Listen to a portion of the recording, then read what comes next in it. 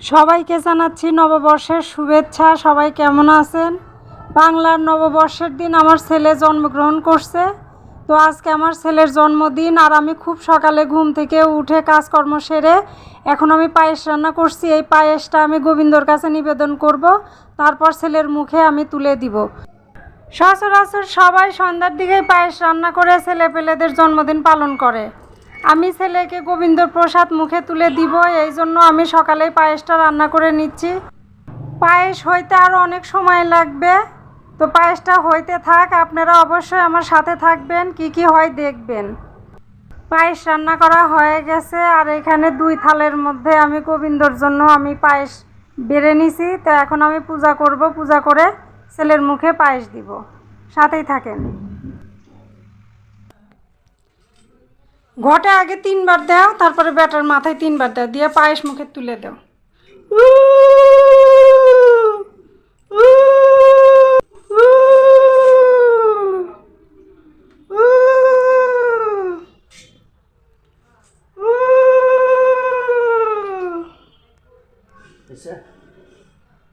মাথায় দাও, তুই কথা কইস না।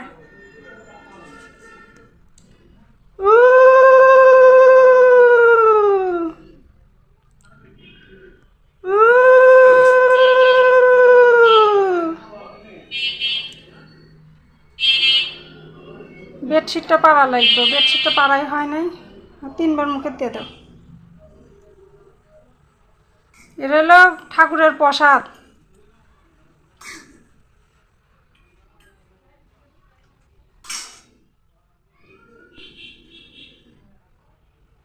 এবার সস্তা সস্তা আমরা এটা ইয়ে করলাম, সস্তা সস্তা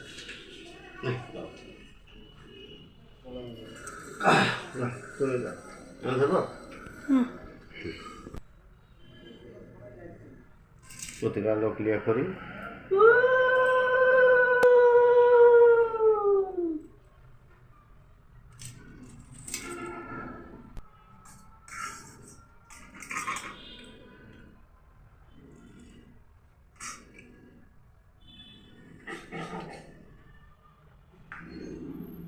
ওই দেখো সাগরের রয়েছে।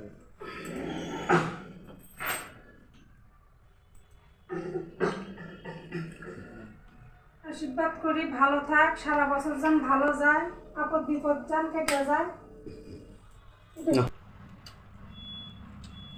পায়েস, বুটের ডাল, লুচি, মিষ্টি।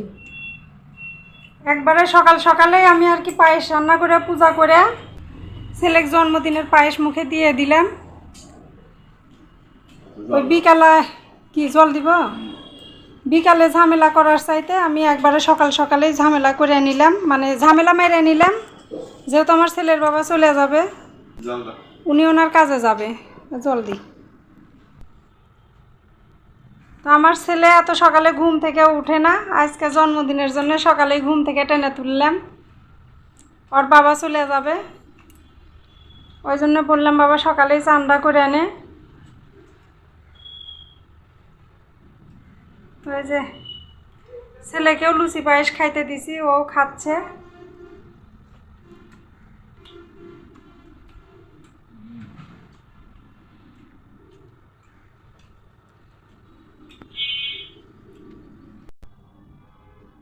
সবাইকে জানাচ্ছি শুভ নববর্ষ। আর আমার ছেলের বাংলার নববর্ষে জন্মগ্রহণ করছে, এই জন্য ওর প্রত্যেক বছর বাংলার নববর্ষের দিনই জন্মদিন পালন করা হয়। অনেক সকালে ঘুম থেকে উঠে কাজকর্ম সেরে স্নান করে ঠাকুরের জন্য পায়েস রান্না করে পূজা দিয়ে তারপর ছেলেকে সেই পায়েসটা মুখে তুলে দিলাম। ছেলের বাবাকে লুচি পায়েস খাওয়াইলাম, ছেলেকে খাওয়াইলাম, আমিও নিজেও খাইছি। আপনাদের সাথে একটু কথা বলে আমার ভিডিওটা শেষ করে দিব। তো কথা হচ্ছে, ঈদের দিন আমি রান্না করতে করতে ভিডিও করছিলাম, হঠাৎ করে আমার হাত থেকে ফোনটা পড়ে যাওয়ার পরে এমনভাবে ফোনটা ভেঙে গেছিলো যে আমি আর ভিডিও করতে পারি নাই। তো গতকালকে শনিবার গেছে, আমার ছেলে গতকালকে মোবাইলটা ঠিক করছে, কিন্তু মোবাইলের যে সামনে ওইটাকে কি বলে,